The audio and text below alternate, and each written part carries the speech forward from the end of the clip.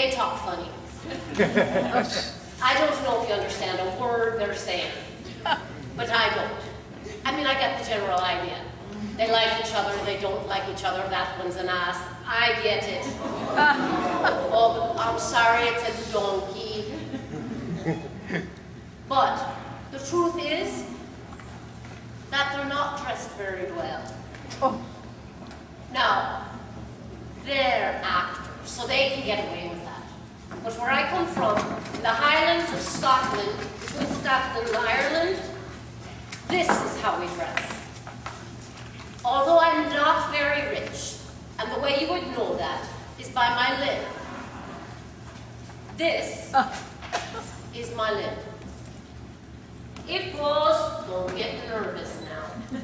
It goes all the way down there. And it's like a big nightshirt. The men and the women and the children, we all wear it in our homes. We wear it every day. We wash it out every day because we don't have a lot of money. But this is what we wear. And as you can see, they're quite long. So what we do is we take the sides here and we pop them under our belts. And what happens is we have room for carriage. You can see. My friend Michelle there had a little juice drink. I had it in here for her. If I need to see anything that's important, no, nothing important. I have these. But this is what we did for travel. And you'll know that in my house I would only wear my lid. But if you were coming over for a cup of tea, I would put on my overskirt, just so that you wouldn't see me in my underwear. I'd always wear this. What do you call this? No, this part here. This is a bodice. And women like to be tiny. So tiny that if I took this off, I would pop out. I'm twice the size. She is. I really am. And I can't breathe because originally these are made right here. Oh, my. Oh, I'm not a tin man, don't worry. Originally, that was made out of whalebone, and I don't know if you've ever chewed on a whalebone, but you break your teeth doing it. So, not only does it constrict my breathing, but it also makes it very uncomfortable to sit. But this is what we do for beauty. Now this is called a caul. We wear this out of modesty, because we know the sight of our beautiful locks do turn the men in crazy ways. As a matter of fact, this morning mine fell, and I had to make all the boys turn so they wouldn't see my hair flowing. You know how it gets them. When I travel and I go out to meet other people, what I do is I make sure that I have on my traveling clothes. This is my outer skirt. It's quite fancy. Oh, look. Thank you, love. And I always would wear my hat. Because I don't know if you know about Ireland and Scotland, but it's a very, very hot place. Oh, sure. Oh, no. It is the coldest place. Even in the summer, I'd be cold in this. But since I'm here, I got to wear these. It makes it a lot nicer. Usually I have the big boots strapped up so. But when I travel, the best thing that I have, which I didn't bring because you really have some hot weather here, what I bring is a long blanket. And I wrap it around myself, and I use this clip to keep it on me. I also use it to sleep in at night. And you will find that most of us, when we travel into town, will have on our belts our spoon, our goblet, drinking vessel, and a bowl. So we kind of look like tinkers, and when we want to make sounds, we can.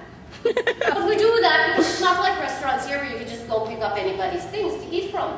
You have to have your own. And I would always carry a knife because you never know what you need to kill. To eat. Sorry, to eat. But it's true, you never know what you're going to find out there. But when I transported into this time, it was replaced with this thing. I hear it's the weapon of the day. I haven't figured out how to use it yet.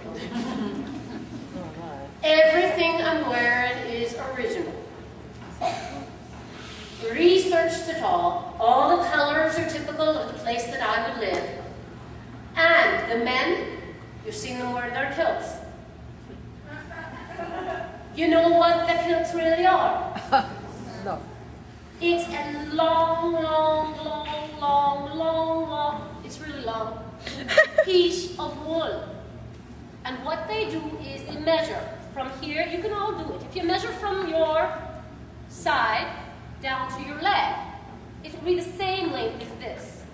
Check it on everyone, it's all the same unless you're unusual and we don't want to know. And what they would do is they would cross it so it would be this long, and then they would take their hands width. And they would take hands width, and of course they needed their wives to do it because they can't do it alone.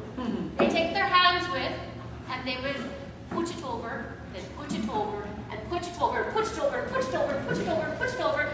They would have a belt underneath, and they would literally lie down on it. The women would take it like this, put the belt on, and that was the original. The habit so that when they slept on the trails, they had something to sleep in. It was cold. Later it got changed so that it wasn't so bulky. But imagine all the weight you have to carry around just to get from one place to another. Do you see these things? These are my favorites. When I go into town, everyone who favors me will give me one of their little ribbons. Now, sometimes I used to be very popular. I had so many favors, but people were getting a little jealous, and I didn't want to make them uncomfortable, so I just came with two. But this way, if I met you in town, you would know. And you know how you would know that you knew me? Because we have a friend in common. Ah, you're a friend of the seamstress. And they would know. Now, the men don't have bodices. So they wore them on their shirts. And do you know that's why today, anybody who ever gets decorated in the line of duty gets a favor, a medal. That's where it started from. As a matter of fact, you see this Lynn? You ever hear the word materialism? You ever hear that? Oh, she's so materialistic, that one. All she cares about, right? It came from this. Oh, I'm stuck. Oh, I'm really stuck. That pin, it does work. Okay. This looks long to you? It's not really long because I'm not rich. And the way we showed our wealth to other people is by our clothing. If I were rich, I would have a linen that would drag on the ground when I walked through town to show how much material I had.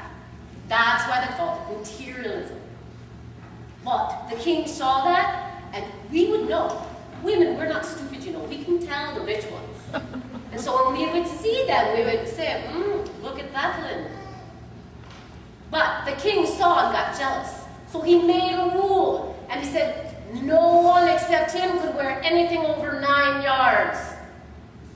So when we saw the men coming, and we knew they were the richest, we'd say, he's got the whole 9 yards. Do